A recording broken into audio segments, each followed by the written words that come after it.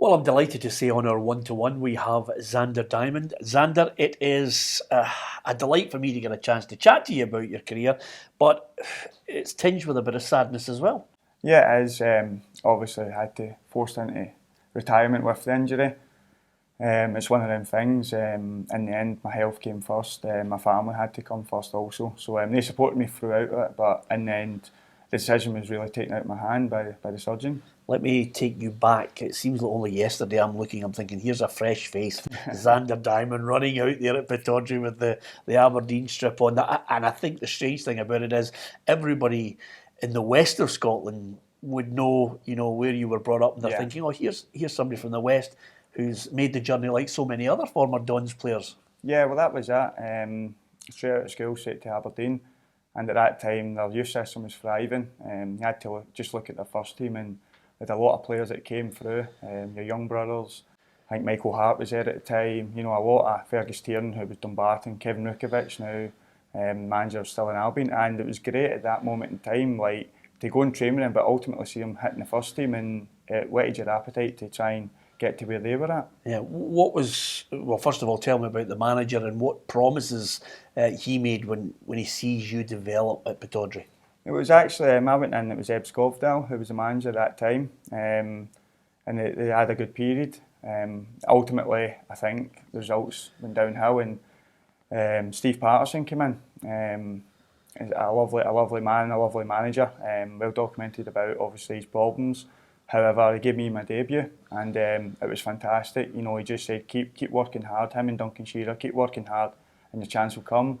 And ultimately, it did come. Did you feel that weight of pressure because of the stature of the players that had played in your position before, the McLeishes, the Millers?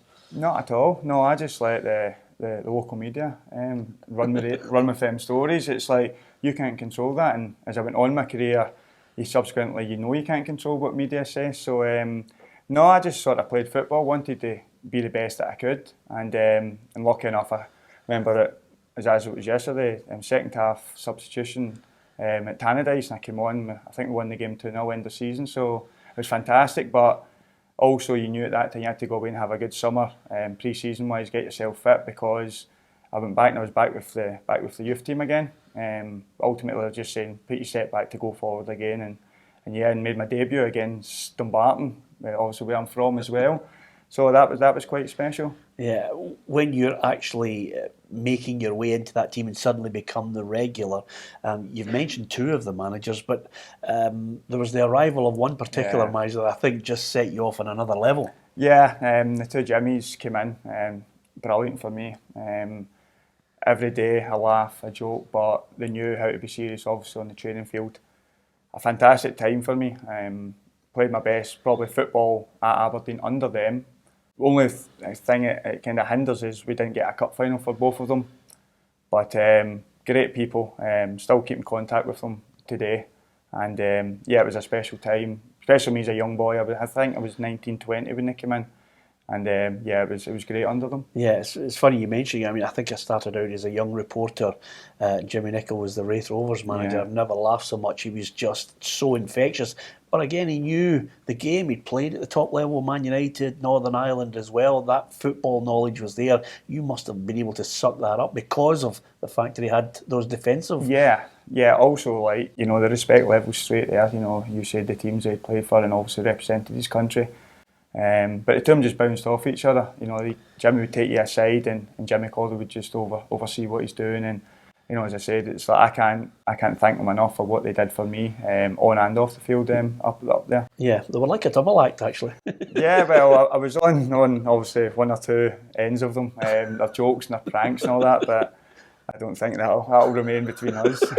Did the guys actually give him belters? Because more often than not, when we used to see him, his tan was getting darker and darker. That was one of the things when they just made the move from Dunfermline. Like, we didn't really know who was coming in. Then Willie Miller had said it's Jimmy Nicholl and Jimmy Calderwood, but he came in that day and you're thinking, what, Jimmy Calderwood? You think, is this the manager? And the tan was exceptional, to say the least. I think boys said he used to turn his sunbed round on holiday every hour for the sun going round, but to witness that as a young boy, I was like, well, what is this? Especially somebody from the West Coast, you know, it was like, it was fun, and you know that set the tone for us. They came in, got the standards as high as possible, made some great signings straight away, and we went from strength to strength with them. Who was the one player that gave you the toughest time over 90 minutes? John Hartson, I would say. Being sort of slight, and John was quite a big bulky guy. He used to give his fair share of whacks. However, gentleman, he'd pick you up and say, okay, you know, and sorry about that. Whether that was he was just doing that to hit me again, I don't know. But no, I love my tussles with John. I got his jersey. I scored at Celtic Park in the 3-2 game. I think we went 2-0 up that day. But I asked John for the jersey. I think Bellamy scored the winner that day. But John was always, if you're saying like throughout the sort of seasons, you could name like one-off players and that, but John over the course of a few seasons, yeah, I say John was difficult to play against. Yeah, you got a double against Celtic. I did, yeah. And it goes unnoticed because in November previous we were bottom of the league, and that result put us into third, and it was a great run of results. You know, people say you scored 2, but more importantly, it was for getting Aberdeen into third.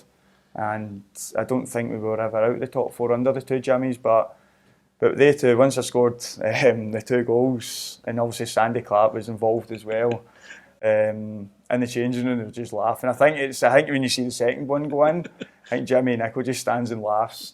I think he knows, but that sticks out. However, because I was down in Glasgow the previous week.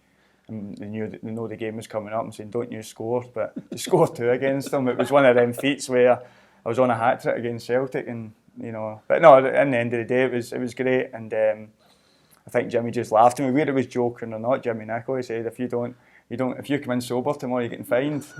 So, which obviously I didn't go in, but that was one of the things. But that was just Jimmy, just his wee quirks here and there. Let me look beyond Aberdeen. Obviously, the 2 Jimmies go, and eventually you're going to go. There was a period where you were being talked about, you know, never mind international honours, people were talking about you possibly getting a move to your, you know, the team you supported as a boy. Were you aware of the Celtic interest at the time? You're always sort of, as I said, the paper talks and people coming up to you and all that, and I think because it's a team you support as a young boy, you're always going to be linked, but I remember Jimmy Colwood told me a story in South Africa as we went for pre-season, believe it or not, and Rangers were there at the same time. I think he said McLeish wants to buy you. Whether that's true or not, I don't know. Yeah. And I think he said, Alec, there's 2 things. There's 1, he's not for sale, and 2, he won't go. So whether that's true or not, I don't know. But Jimmy, I think he had a few pints that evening. But no, I think constant link, and also with my agent being Martin McNeil, and his father's a great Billy McNeil, it was sort of like, was it one of them stories that it looks as if it's going to happen? But in the end, it's, you know, you life goes on, and you just move on. You know, you get away from that. Before we finish, I've got to ask you: was there a disappointment that you didn't get a chance to play? I know you played lower level for Scotland. Was there a disappointment you thought just even one chance to play at full international? I think you probably look back and say, yeah, a tinge of sadness because you'd represented in the schoolboys and then the 19s and 21s, but it's not something I ponder. You know, the managers who were in place picked other players, but also probably I'll take a look at myself and say, were your performances up to standard? I would say yes, some would say no, it could be mixed and all that. So you just take it as it comes. But as I said, I look back fondly in my career. Somebody said to me that date Tandai, she would go on and play like just under 500 games of football. If not more, then I would take that. So yeah. Yeah, I think it's good the way you're looking at it, because some people would look and say 34, you maybe could have squeezed 2 or 3 years out of it again. But was that decision painful? Was there a tear in your eye realising that the back's not going to hold out, the discs have gone, and suddenly you've got to make that call between the game you love and you've just got a newborn? Yeah, well, you said it was. I tried to give it my best shot. In the end, the surgeon said to me, he said, listen, you just have to call it, more for your own health and obviously the upbringing of your daughter. So when somebody says that to you, you have to sort of listen. I could have applied myself possibly, but who knows what might have happened. Plus, my wife wouldn't want to go through what again, you know, the bumps, the bruises, the fractured eye sockets and all that, and falling. No, she doesn't want to go through all that again, as my mum doesn't. So I think now, yeah, time is correct to go and be a family man now and see what the next chapter brings. What have you got in mind? A good holiday first and foremost, and then enter something with a clear mind. As I said, I'll meet my agent and we'll discuss one or two things. But as I said, a good holiday after the sort of 18 months we've had. Zander, it's been an absolute joy. Thank you, Peter. Thank you. Top man.